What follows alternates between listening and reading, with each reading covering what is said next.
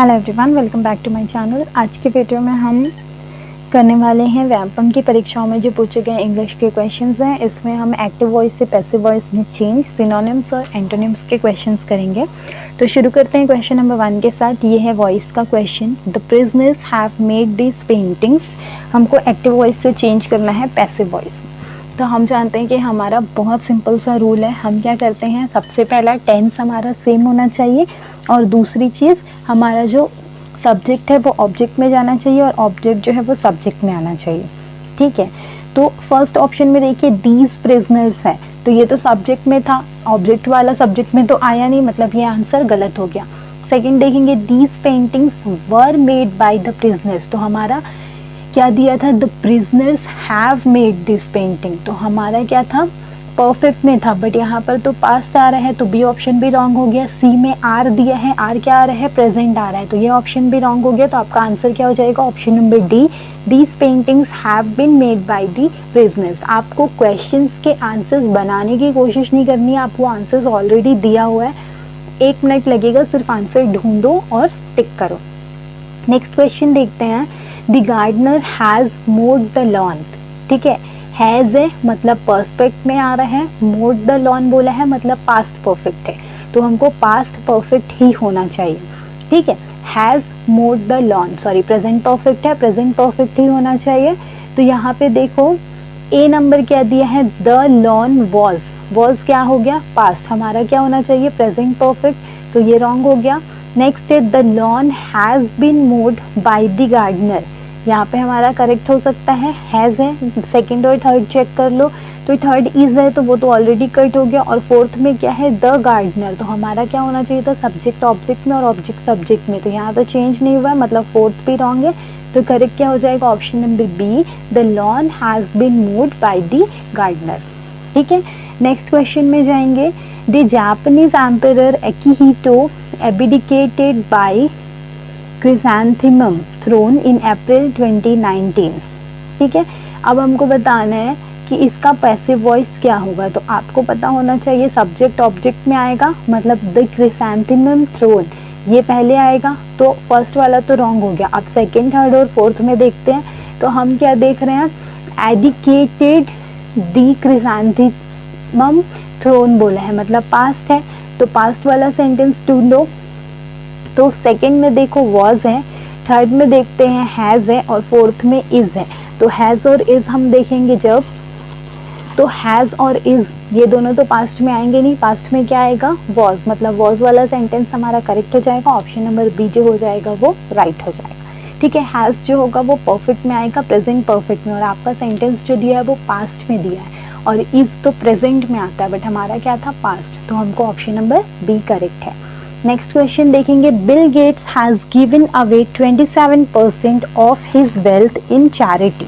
Has given present perfect, आपने क्या ढूंढना है, प्रेजेंट परफेक्ट और सब्जेक्ट ऑब्जेक्ट में, मतलब 27% ऑफ हिज वेल्थ जो होगा वो सब्जेक्ट में आएगा, तो ये किस में है, फर्स्ट, सेकेंड और फोर्थ में। थर्ड आपका ऑलरेडी कट हो गया। अब देखो फर्स्ट, सेकेंड और फोर्थ में से हमको क्या ढूंढना है, प्रेजेंट परफेक्ट, तो फर्स्ट में हैड बीन दिया है मतलब पास्ट हो गया, छोड़ दो। सेकंड में दिया है हैज़ गिवन अवे, तो ये रखेंगे, और फोर्थ में दिया है। ठीक है, तो आप देखो प्रेजेंट परफेक्ट जो था, तो has given away Bill Gates in his charity, तो हैज़ जो होगा वो हैज़ बीन में चेंज होता है, इसीलिए इसका करेक्ट आंसर क्या हो जाएगा, ऑप्शन नंबर डी जो होगा वो करेक्ट आ जाएगा।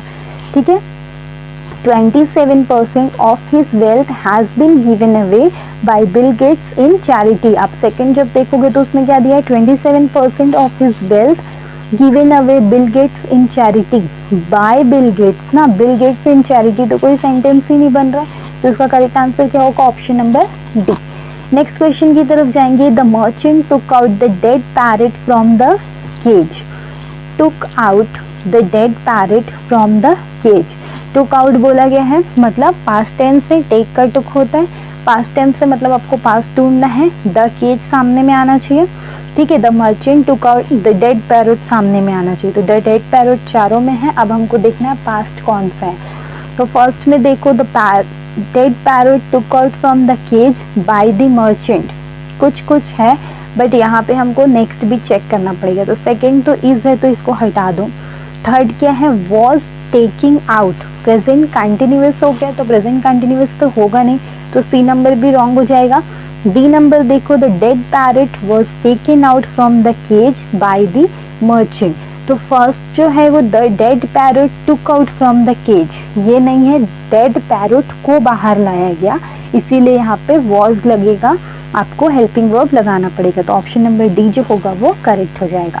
नेक्स्ट क्वेश्चन है 6 number, the news has been brought to us by him, the news has been brought to us, ठीक है, प्रेजेंट परफेक्ट कंटिन्यूअस है, अब हमको प्रेजेंट परफेक्ट कंटिन्यूअस वाला ढूंढना पड़ेगा, ठीक है। तो he brought us the news, he has brought us the news, he was brought the news to us, या we brought the news to him, तो डी नंबर तो बिल्कुल रॉन्ग हो गया, वी ब्रॉट द न्यूज़ तो है ही नहीं, ही आएगा, तो ही वॉज तो होगा नहीं, मतलब सेकेंड कट गया, सॉरी थर्ड कट गया। अब फर्स्ट और सेकेंड में ढूंढेंगे तो हमारा क्या था, हैज़ बीन था, मतलब हैज़ वाला सेंटेंस कौन सा है, सेकेंड, तो आपका आंसर क्या हो जाएगा, second number, he has brought us the news, ठीक है। आपने आंसर लिखने की कोशिश नहीं करनी है, आपको ऑप्शंस में आंसर दिया होगा, आपको सिर्फ ढूंढना है और टिक करना है, वो ज़्यादा ईजी होगा। तो यहाँ पर हम आंसर बनाना नहीं सीख रहे हैं, यहाँ पर हम आंसर ढूंढना सीख रहे हैं, ये चीज़ याद रखना। नेक्स्ट क्वेश्चन है, the merchant brought many gifts for his family from India, brought past tense, अब पास्ट टेंस वाला सेंटेंस आपको ढूंढना पड़ेगा, ठीक है। तो यहाँ पर हम देखते हैं पास्ट टेंस में फर्स्ट है many gifts were brought by the merchant for his family from India, ये तो सही है, ठीक है। नेक्स्ट देखो, his family were brought by the merchant for many gifts from India, तो ये तो कोई सेंटेंस आपका वर ब्रॉट सही है, लेकिन सेंटेंस का स्ट्रक्चर सही नहीं है, तो सेकेंड रॉन्ग कर देंगे। Many gifts brought by the merchant for his family from India, इसमें भी आप देखोगे कि सही है, लेकिन यहाँ पर आपको क्या होना चाहिए, मैनी गिफ्ट्स वर होना चाहिए, हेल्पिंग वर्ब भी होना चाहिए जो नहीं है, इसीलिए सी रॉन्ग होगा, और डी में तो आर दिया है तो वो तो डी तो ऑलरेडी रॉन्ग है, तो ऑप्शन नंबर ए जो है वो हमारा करेक्ट होगा, many gifts were brought by the merchant for his family from India, ठीक है।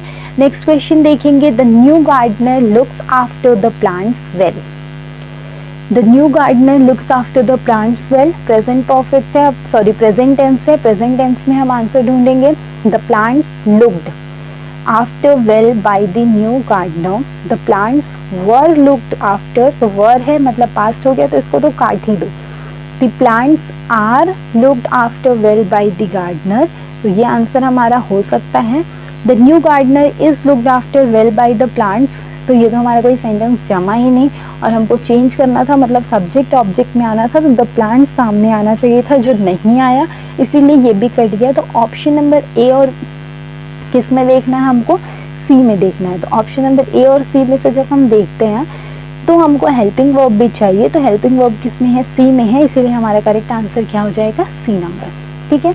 नेक्स्ट क्वेश्चन की तरफ जाएंगे, the mechanic repaired by my car quite satisfactorily, ठीक है। अब इसमें देखेंगे, my car repaired quite satisfactorily by the mechanic, the mechanic was repaired quite satisfactorily by my car, ये तो बना ही नहीं, तो ये तो छोड़ ही देते हैं, ठीक है। अब माई car was repaired quite satisfactory by the mechanic, और माई कार इज को तो हटा दो क्योंकि वो पास्ट है तो पास्ट ही होना चाहिए, तो हमको क्या चाहिए था, हेल्पिंग वर्ब, हेल्पिंग वर्ब किस में है, सी नंबर में, तो आंसर क्या हो जाएगा, C number, my car was repaired quite satisfactory by the mechanic, ठीक है। हमको ये याद रखना है कि माई कार रिपेयर्ड, जब हमारा ऑब्जेक्ट आता है तो ऑब्जेक्ट के साथ हेल्पिंग वर्ब होना चाहिए, ठीक है।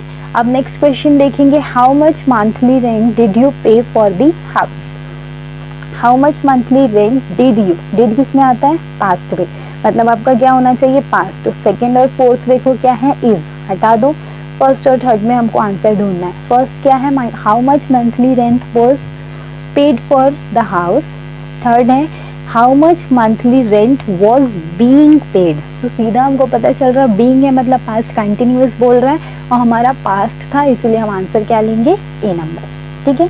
नेक्स्ट क्वेश्चन अब हमारा जो है वो सिनोनिम्स पे है, तो फर्स्ट क्वेश्चन है स्कॉन, स्कॉन का सिनोनिम्स क्या होगा, तो हमको पता होना चाहिए स्कॉन का मतलब क्या होता है। स्कॉन का मतलब होता है किसी चीज़ का तिरस्कार करना या घृणा करना। तो घृणा करना का सिनोनिम क्या होगा, घृणा करना ही होगा। प्रेज का मतलब क्या होता है, किसी चीज़ की तारीफ करना। बायस का मतलब क्या होता है, पक्षपात करना। पर पक्षपात करना घृणा करने की वजह से हम पक्षपात करें ज़रूरी नहीं है, इसलिए बायस भी नहीं होगा। डिस्पाइज, डिस्पाइज का मतलब क्या होता है, किसी को हेट करना, हेट करना, नफरत करना, घृणा करना। और कोइंसाइज का मतलब क्या होता है, ब्रीफली। तो हमारा करेक्ट आंसर क्या हो जाएगा, ऑप्शन नंबर सी, डिस्पाइज। तो ऑप्शन नंबर सी जो डिस्पाइज है वो सिनोनिम्स होगा स्कॉन का। नेक्स्ट क्वेश्चन देखेंगे, कैमोफ्लाज। कैमोफ्लाज किसको बोला जाता है, हमको ये याद रखना है कि कैमोफ्लाज जो होता है, जो मिलिट्री वाले होते हैं उनकी ड्रेस जो रहती है उसको बोला जाता है कैमोफ्लाज, उसके फैब्रिक को। क्यों, क्योंकि वो जो रहता है कपड़े जो मिक्स हो जाते हैं पहाड़ों के साथ और पेड़ पौधों के साथ, इसीलिए उसको कैमोफ्लाज बोला जाता है, जिसको हम छद्म आवरण बोलते हैं, जो दूसरी चीज़ों में मिक्स हो जाता है। ठीक है, तो कैमोफ्लाज का सिनोनिम क्या होगा, अगर आप कवर बोलोगे तो कवर का मतलब क्या होता है, किसी चीज़ को कवर करना। कैमोफ्लाज हम उस फैब्रिक को बोलते हैं, पर फैब्रिक कैमोफ्लाज नहीं है, तो वो उसका सिनोनिम नहीं होगा। डेमोन्स्ट्रेट का मतलब क्या होता है, डेमोन्स्ट्रेट का मतलब होता है किसी चीज़ को आप एक्सप्लेन कर रहे हो, उसका कुछ प्रमाण दे रहे हो और उसको प्रूव कर रहे हो, तो डेमोन्स्ट्रेट भी इसका सिनोनिम नहीं होगा। तो सिनोनिम क्या होता है, डिस्गाइज। डिस्गाइज मतलब होता है किसी चीज़ का रूप बदलने के लिए जो धारण की गई वस्तु होती है उसको डिस्गाइज बोलते हैं। और कैमोफ्लाज जो रहता है वो छद्म आवरण को बोला जाता है। मोस्टली कैमोफ्लाज यूज़ करते हैं जो फैब्रिक होता है मिलिट्री के ड्रेसेस बनाने के लिए, उसको बोलते हैं कैमोफ्लाज। ठीक है, नेक्स्ट क्वेश्चन है येन। येन का मतलब होता है किसी चीज़ की हमको जब तलब लगती है, किसी चीज़ की क्रेविंग होती है, उसको बोला जाता है येन। तो हमको वर्ड से ही समझ आ रहा है कि येन का सिनोनिम क्या हो जाएगा, क्रेव हो जाएगा। बाकी तीनों वर्ड्स भी हम देख लेते हैं कि कहीं हमको कहीं पूछ लिया तो उसका मतलब पता करना होगा। तो सबसे पहला वर्ड है यहाँ पे हमारा येन में कन्फ्रंट। कन्फ्रंट क्या होता है, कन्फ्रंट का मतलब होता है मुकाबला करना। डिनाई, डिनाई का मतलब होता है मना करना। ठीक है, तो येन में ये तीनों वर्ड्स आ जाएंगे, ये हमको याद रखनी है। नेक्स्ट क्वेश्चन देखेंगे, नार्सिसिज्म। नार्सिसिज्म किसको बोला जाता है, जो सेल्फ एडमायरेशन, खुद की तारीफ करते हैं, उनको बोला जाता है नार्सिसिज्म। तो इसका आंसर हो जाएगा option number D, self admiration. Self condemnation तो हम समझ सकते हैं, रूड बिहेवियर भी समझ सकते हैं, अनप्लेजेंट बिहेवियर भी समझ सकते हैं। अनप्लेजेंट बिहेवियर मतलब क्या हो जाएगा, जो किसी को पसंद नहीं आने वाला व्यवहार होता है। रूड बिहेवियर बहुत कड़ा व्यवहार, मतलब तीखा, किसी से बेरुखे से बात करना। और सेल्फ कंडेमनेशन मतलब खुद से किसी चीज़ को वहाँ पर सिद्ध करने की कोशिश करना। लेकिन सेल्फ एडमायरेशन मतलब खुद की सिर्फ तारीफ करना, तो उसको बोला जाता है नार्सिसिज्म। नेक्स्ट क्वेश्चन है लोडिंग। लोडिंग का हमको बताना है सिनोनिम। तो सबसे पहले हमको मतलब पता होना चाहिए। तो लोडिंग का मतलब क्या होता है, किसी चीज़ को बिल्कुल पसंद नहीं करना, स्ट्रांगली डिसलाइक जब करते हैं तब हम उनको क्या बोलते हैं, लोडिंग। तो स्ट्रांगली डिसलाइक के लिए आप क्या वर्ड यूज़ करोगे, एफेक्टेशन। एफेक्टेशन का मतलब क्या होता है, बनावटी व्यवहार। अफेक्शन और अफेक्टेशन दो अलग अलग वर्ड है। अफेक्शन मतलब किसी चीज़ से लगाव होना, और एफेक्टेशन जो है वो, एफेक्टेशन का मतलब होता है किसी चीज़ का बनावटी व्यवहार। तो दो अलग अलग चीज़ें हमने याद रखनी है। और हैट्रेड, हेट्रेड का मतलब क्या होता है, नापसंदीदगी। और वार्मथ का मतलब होता है गर्माहट। तो लोडिंग का सिनोनिम क्या हो जाएगा, हेट्रेड। लोडिंग का मतलब होता है स्ट्रांगली डिसलाइक, किसी चीज़ को बिल्कुल नफरत करना, उससे घृणा करना, तो उसकी चीज़ क्या सिनोनिम हो जाएगा, हेट्रेड। नेक्स्ट क्वेश्चन है पेंसिव। पेंसिव का सिनोनिम बताना है, तो सबसे पहले पेंसिव का मतलब जानते हैं। तो पेंसिव का मतलब होता है चिंताग्रस्त। ठीक है, तो चिंताग्रस्त के लिए प्रिसाइज क्या यूज़ करोगे, प्रिसाइज का मतलब क्या होता है, बिल्कुल सही चीज़ जो रहती है उसको हम बोलते हैं प्रिसाइज। नेक्स्ट है कॉन्टेम्पलेटिव। कॉन्टेम्पलेटिव क्या होता है, किसी चीज़ के लिए जब आप चिंता करते हो, विचार करते हो, थॉटफुल चीज़ जो रहती है उसको हम कॉन्टेम्पलेटिव बोलते हैं। तो पेंसिव हमने क्या बोला था, चिंताग्रस्त या थॉटफुल। तो थॉटफुल का सिनोनिम दो होता है, एक पेंसिव और एक कॉन्टेम्पलेटिव। अनहैप्पी मतलब तो हम जानते हैं खुश नहीं होंगे तो अनहैप्पी बोलेंगे। और रिलक्टेंट क्या होता है? रिलक्टेंट मतलब किसी चीज़ की इच्छा नहीं होती तो उसको रिलक्टेंट बोलते हैं। अनविलिंगनेस या किसी चीज़ के लिए हेजिटेशन। ठीक है, नेक्स्ट क्वेश्चन है विवेसियस। अब विवेसियस का सिनोनिम बताना है तो पहले विवेसियस का मतलब पता होना चाहिए। तो बहुत ज़्यादा एनर्जेटिक, खुश मिजाज जो रहते हैं उनको बोला जाता है विवेशियस। तो विवेशियस का सिनोनिम क्या हो जाएगा? एनर्जेटिक। स्लो मतलब तो हम जानते हैं धीरे, ट्रिकी मतलब भी जानते हैं, और पॉइजनस मतलब जहरीला। तो विवेशियस का सिनोनिम हो जाएगा एनर्जेटिक। नेक्स्ट क्वेश्चन की तरफ जाएंगे, बेक्विथ। बेक्विथ, तो बेक्विथ वर्ड क्या होता है? बेक्विथ का मतलब होता है किसी चीज़ की वसीयत करना, किसी चीज़ के बारे में बताना, किसी को देना। ठीक है, तो बेक्विथ का डिस्क्लोज हो सकता है क्या? डिस्क्लोज का मतलब होता है किसी चीज़ को सार्वजनिक रूप से प्रकट करने को हम बोलते हैं डिस्क्लोज करना। क्लोज मतलब बंद करना, डिस्क्लोज मतलब खोलना। तो बेक्विथ मतलब होता है वसीयत में उस चीज़ को आप देते हो, तो वो डिस्क्लोज में तो नहीं आएगा। स्कॉल्ड का मतलब हम जानते हैं कि डांटने को स्कॉल्ड बोलते हैं। सराउंड का मतलब चारों ओर होता है। तो बेक्विथ जो वर्ड है वो ज़्यादा करीब होगा गिव के, तो इसका करेक्ट आंसर हो जाएगा गिव। नेक्स्ट क्वेश्चन देखते हैं, नॉन चैलेंट। नॉन चैलेंट क्या होता है? नॉन चैलेंट का मतलब होता है जब आप काम मैनर में बहुत ज़्यादा शांति से बिहेव करते हो तो उसको बोला जाता है नॉन चैलेंट। ठीक है, तो इसका सिनोनिम क्या होगा? न्यूट्रल होगा। न्यूट्रल का मतलब क्या होता है कि हम किसी चीज़ में किसी का पक्ष नहीं ले रहे, दोनों पक्षों में बिल्कुल साइड है, तो उसको न्यूट्रल बोलते हैं। कैजुअल का मतलब क्या होता है? कैजुअल का मतलब होता है अनौपचारिक। इमेजिनरी का मतलब होगा काल्पनिक, और फॉर्मल का मतलब होगा औपचारिक। तो जब हम नॉन चैलेंट बोलते हैं तो नॉन चैलेंट का सिनोनिम जो आता है वो आता है कैजुअल, जब आप अनौपचारिक बिहेवियर रखते हो। ज़्यादा फॉर्मल मतलब औपचारिक हो जाएगा। ठीक है, नेक्स्ट क्वेश्चन की तरफ जाएंगे, एरेंड। एरेंड का मतलब क्या होता है आपने देखना है। एरेंड का मतलब होता है मैसेज। ठीक है, मैसेज या रिपोर्ट करना। तो एरेंड का सिनोनिम क्या होगा? मिस्टेक का मतलब तो गलती होता है, एनर्जी का मतलब ऊर्जा होता है, टास्क का मतलब होता है काम, और ब्लाइंडर का मतलब होता है जब बहुत ज़्यादा बड़ी भूल हो जाती है उसको हम बोलते हैं ना ब्लाइंडर हो गया। तो हमको वर्ड बोला जा रहा है एरेंड। तो एरेंड क्या हुआ? मैसेज हुआ, रिपोर्ट हुआ, जब आप किसी को देते हो तो उसको बोला जाता है एरेंड। तो एरेंड का सिनोनिम हो जाएगा टास्क, ऑप्शन नंबर सी। ठीक है, अब क्वेश्चंस देखेंगे एंटोनिम्स के। हमको एंटोनिम्स बताना है। तो फर्स्ट वर्ड है हमारा प्रोपेंसिटी। प्रोपेंसिटी का मतलब क्या होता है? झुकाव होता है, झुकाव जिसको हम इंक्लिनेशन बोलते हैं। ठीक है, तो इंक्लिनेशन का ऑपोजिट क्या होगा? डिसइंक्लिनेशन। तो प्रोपेंसिटी का ऑपोजिट क्या हो जाएगा? डिसइंक्लिनेशन। तीन और वर्ड्स है, तीनों के मतलब देख लेते हैं, कहीं अगर एग्जाम में पूछ लिया सिनोनिम्स या एंटोनिम्स में तो आप बता सको।